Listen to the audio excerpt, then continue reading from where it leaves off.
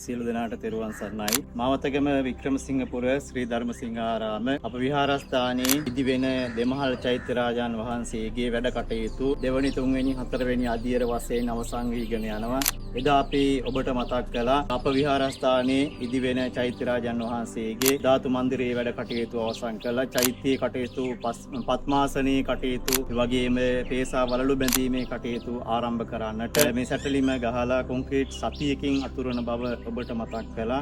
දෙස් විදෙස් ඔබ හැම දිනාටම අපි පුණ්‍ය ආනුමෝදනා කරනවා. හරියටම අපි සතියෙන් වැඩ කටයුතු අවසන් කළා. මේ ඔබ දකින්නේ ඒ කොන්ක්‍රීට් අතුරා ඇති ආකාරයයි. අපි ලෝකවාසී බෞද්ධ සියලුම දෙනාට බෞද්ධ අපිට නං අයුරෙන් උදව් උපකාර කරන්නට යෙදුන මේ කටයුත්ත සතියක් තුලදී අවසන් කරගන්නට අවශ්‍ය කරන උදව් උපකාර මෙත් සිතින් ලබා දුන්න නිසායි ඔබ අපට සහයෝගය දැක්වුව නිසායි ඉක්මනින්ම අපිට මේ කටයුතු අවසන් කරන්නට හැකියාව ලැබුණේ. ඒ නිසා ඔබ හැම දිනාටම ඈම පැත්තකින්ම ඔබ අපට ශක්තියක් වුණා. ඒ ශක්තියක් වුණ සියලුම දිනාට අපි මෙත් සිතින් පෙරුවන්ගේ ආශිර්වාදයෙන් ඔබ ඇතුළු පවුලේ සෑම දිනාට දරුවන් ඇතුළු දරු මොණුබුරු මිනිබිරියන් ප්‍රදාන කොටගත්තා වූ සියලුම දෙනාට පවුල්වල හැම දෙනාටම ඔබගේ සසර ගමනට මෙලව පරලොව දෙලව සුභ සිද්ධිය පිණිස පාරමිතා ධර්මතාවයක්ම වේවා යන උදාර ප්‍රාර්ථනාවෙන් අපි ප්‍රාර්ථනා කරන අතර ඉදිරි කටයුතු සඳහාත් ඔබ අපට ශක්තියක් වෙන ලෙසත් මේ අවස්ථාවේම මතක් කරනවා. ඔබට